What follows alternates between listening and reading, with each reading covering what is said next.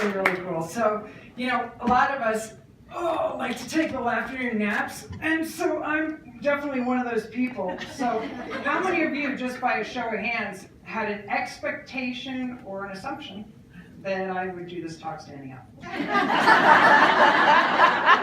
honest. Yeah?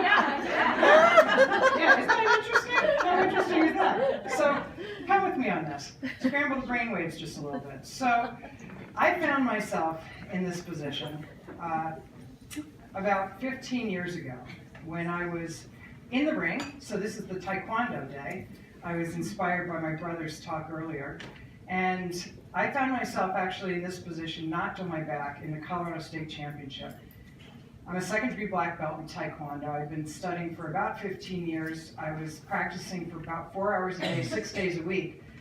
And I found myself in the ring with someone about 10 years younger than I was, who literally did a little illegal move and hooked me from the left to the right in the head, and I was flat knocked down on my back, just like this.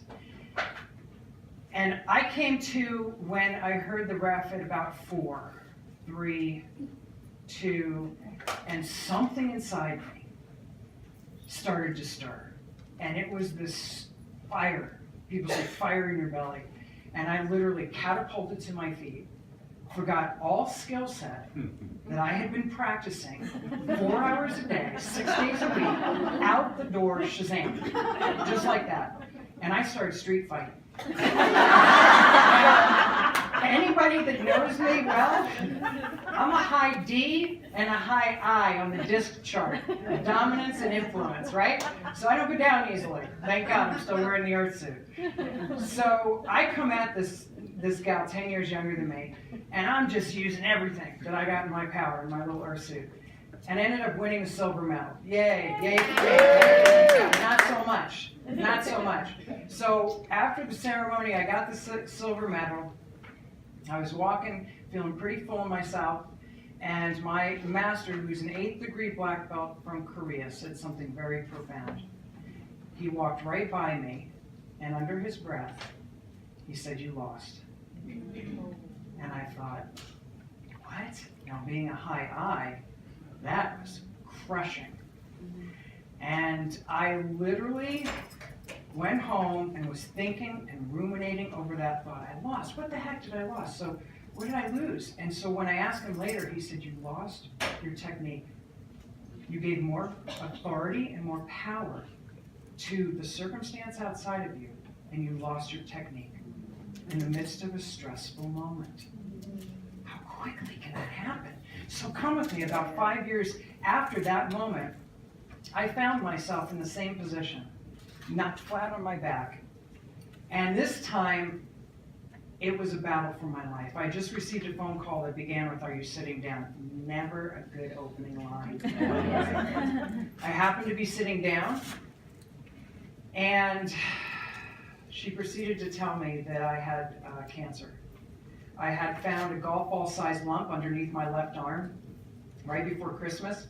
They did an ultrasound. The doctor looked me square in the face, and because I'm into percentages. I love science, I love percentages, I like those facts.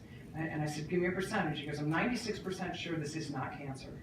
Now, some people have said, "You should go back and sue that person." No way. I was able to go home and enjoy Christmas with my family without any stress. It was a gift.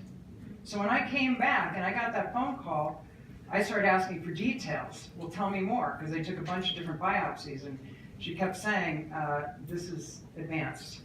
We can't tell you more detail than that, but you're going to be fighting for your life."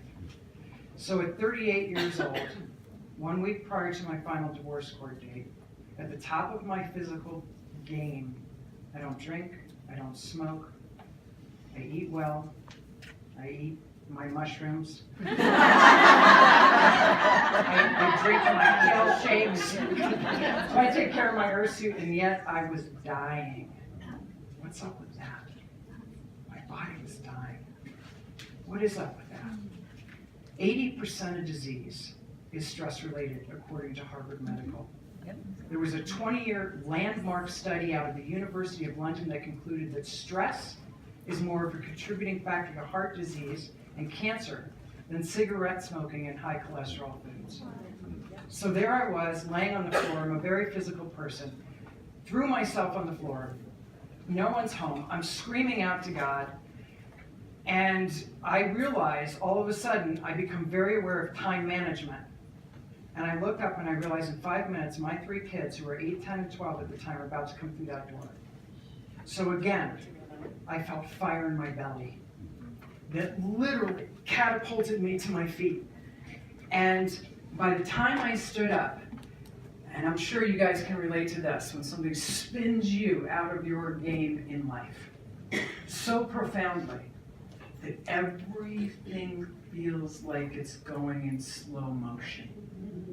And people are talking to you, things are passing you by, and you hear nothing. Because you are spun, literally spun out of your A game. And my kids came running through that door, and they were hugging onto me. I don't even remember what I said, what came out of my mouth at that time. And I can tell you this, in less than a 2-week or 2-year period of time, and I share this for perspective, in less than 2 years, I had the opportunity, and it was truly an opportunity, the best Earth School class that I have ever taken in my life.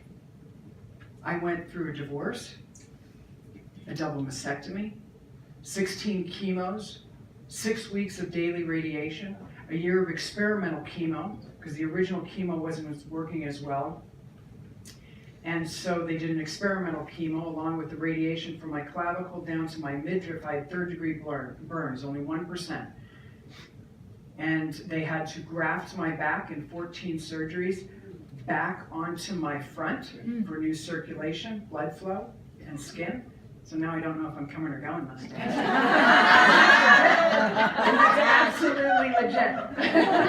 I'll do the Sasquatch going into the shower and I'm like, wow, my back's on my front. I'm coming or going. My sister says, yeah, at least you have an excuse. I don't have an excuse most days.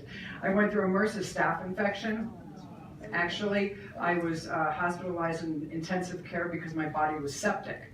I woke up to 6 doctors around me. They were called the infectious doctor team. And my sister showed up in the middle of the night at 12 midnight in her hot pink sweatsuit. And she said, if you keep doing this to me, I'm going to consider another sister, because this was about the 15th time she dropped her life in Virginia to show up for my life. That's love in action. Stress. Stress, stress, stress. Wow. It's so personal.